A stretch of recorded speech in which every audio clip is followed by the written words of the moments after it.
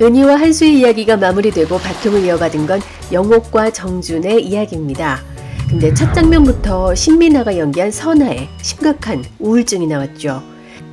아들 케어하는 것 외에는 아무 의욕이 없어서 살림이 엉망이고 자기 몸도 돌보지 않는데요. 여기에 시간 가는 줄 모르는 심각한 기억력 감퇴까지 왔습니다. 어쩌다 그렇게까지 됐는지는 알 수 없지만 결국엔 남편과 헤어지게 되고 아이도 뺏기게 되나 봅니다. 노유경 작가나 이번에 신민아와 세 번째로 함께 연기하게 된 이병헌에 따르면 신민아의 섬세하고 깊이 있는 연기를 볼 수 있다고 했는데요. 갯마을 차차차처럼 상큼하고 딱 부러지는 치과의사가 아닌 우울증에 걸린 주부 역할에 완전 몰입한 연기를 보여줄 것으로 기대가 됩니다. 이병헌이 연기하는 동석은 남은 에피소드에서 유년 시절과 사회초년 시절 두 번의 상처를 줬지만 살아있어도 산 것 같지 않은 선아를 위해서 따뜻한 온기를 나눠줄 것 같습니다. 그렇게 선아의 상황을 보여준 다음 시선을 넘겨받은 건 남자가 도대체 몇이나 있었는지 모를 영옥이죠. 무태에서 온 외지인인데 가뜩이나 거짓말까지 밥 먹듯이 해서 신뢰를 잃어버린 애기 해녀가 전복 욕심을 부리다 왕삼촌의 눈에 나버렸습니다. 왕삼촌의 일심 문신을 보면 젊었을 때 무시무시한 여자였을 것 같은데 어릴 때 제주 해녀끼리 공동체 의식을 다지기 위해서 새긴 거라고 합니다. 암튼 영옥은 양치기 소년처럼 거짓말한 것 때문에 실제로 바다에서 위기가 닥쳐 목숨이 위태롭게 되는 일이 벌어지게 될 것 같아요. 해녀뿐만 아니라 실내 포장마차도 하고 은희와 수산시장에서도 선장 정준과 함께 일하면서 정춘을 쭉 지켜봤을 텐데요. 관심 있어 하면서도 일부러 해픈 모습을 보여주죠. 이런 나를 보고도 괜찮으면 어디 들이대봐라 하는 태도를 보입니다. 전국을 돌아다니면서 남자를 만나왔다는 화려한 과거 이전에 어릴 적 부모님을 잃고 이모집에 살다가 18살까지 보육원에 살았던 시기가 암흑기였습니다. 뭐 때문인지 놀리는 애들과 지긋지긋하게 싸웠다고 하죠. 무엇을 그렇게 놀린 걸까요? 보육원을 나오면 자립을 해야 하는데 그때 자유를 느꼈던 게 아닌가 싶고요. 자유연애로 놀림받던 일들을 지워버리며 살았을 것 같습니다. 아픈 과거를 지워버리고 자신을 방어하기 위해 거짓말하고 떠돌아다닐 수도 있었겠고요. 정준이 유리벽에 적은 질문들, 남자는 몇 명이고 이런 여자 만날 수 살 수 있을지 고민의 흔적이 남아있었죠. 정준은 영옥과 사귀기로 마음먹었고 영옥 역시 생각할 필요 없이 바로 받아들였습니다.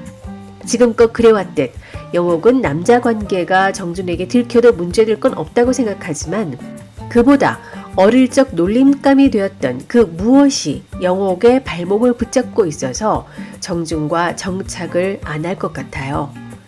시도 때도 없이 울리는 전화 상대가 보낸 사진을 보면 배달음식, 과일, 사무실 집기, 쓰레기통 같은 것들인데 목적도 없이 마구 보낸 것 같죠? 가정집도 아니고 병원도 아닙니다. 굳이 이런 사진을 보내는 걸 보면 그냥 생존 신고를 하는 것 같아요. 정착을 바라는 정준과 달리 떠돌아다니는 영옥은 바로 이 존재 때문에 누구와 결혼을 한다 해도 셋이서 운명 공동체로 살아야 하는 것 때문에 정착을 하려고 하지 않는 것 같습니다. 같은 애기 해녀가 운명 공동체, 목숨 공동체 얘기했을 때부터 의리고 뭐가 없다며 냉정하게 얘기하지만 결국 왕삼촌에게 가서 용서를 빌잖아요. 비슷한 맥락이 아닐까 싶어요. 그러니까 영옥에겐 그 존재가 하나밖에 없는 혈육, 자신이 보살펴야 하는 지체 장애인일 수 있겠다는 생각이 듭니다.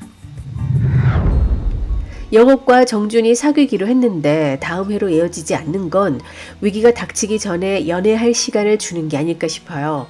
이번 4회차 때 정준과 영옥이 메인이지만 선아도 영주와 현이 이야기도 주요 사건으로 배치한 걸 보면 점층적으로 사건을 쌓아가기 위한 밑밥이 깔린 걸로 알 수 있습니다. 제주 로미오 줄리엣, 영주와 현이는 아시다시피 앙숙인 호식과 인권의 자식이죠. 애미 없이 잘 키운 전교 1등과 2등인데 고딩 엄빠가 된다는 사실을 알고 나면 억장이 무너질 겁니다. 그러니까 원수지간이라면서 왜 위아랫집에 사냔 말이죠. 그런데 영주 대신 임태기를 사오겠다는 현이를 보니 어리고 유약해 보이지만 아버지가 대놓고 싫어하는 영주를 보호해주고 아끼고 있다는 생각이 들었습니다. 영주는 현이 보고 돈을 준비하라고 하는 걸 보면 임신 중단을 아예 마음먹고 있다는 걸 알 수 있죠. 지긋지긋한 제주를 떠나 1년 후 서울 의도로 진학하는 게 꿈인데 발목 잡히기 싫은 거죠. 하지만 뭔가 현이의 사랑을 확인하는 과정에서 큰 결심을 하게 될 것 같은데요. 그것이 심파적으로 흐르면 너무 답답해서 화가 날 것 같습니다. 생명은 소중하지만 희생을 강요하는 그런 시선으로는 그리지 않았으면 좋겠어요. 아이들 사이에 은희가 개입하죠. 혼자 산부인과 검진과 임신 중단을 결정하려는 듯 영주가 병원 앞에 있는데 사사건건 자신을 올가매던 은희에게 딱 걸립니다. 은희는 어떻게 대처할까요? 일단 황당하겠죠. 짧은 치마도 내려 입으라고 했는데 임신이라니. 공부 잘하는 애들도 사고를 치는구나. 얼마나 놀랬겠냐고요. 호식과 인권은 한수의 치부를 동네방네 퍼뜨리고 은희까지 난처하게 만들었지만 은희는 최대한 이 아이들에게 피해가 안 가도록 배려할 것 같아요.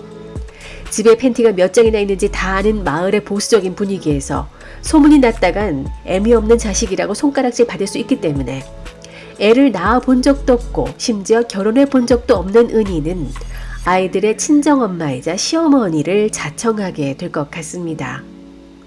이 제주판 로미오와 줄리엣의 결실은 호식과 인고를 애비로서 반성하게 하고 서로 화해하는 계기로 만들어주지 않을까 싶습니다. 연희와 현희 에피소드에 이어 호식과 인권 에피소드가 자연스럽게 이어지는 다음 주에도 함께하길 바라면서 살아있는 우리 모두 행복하라 주문을 넣는 우리들의 블루스. 지금까지 윤작자였습니다. 구독, 좋아요, 공유 부탁드립니다.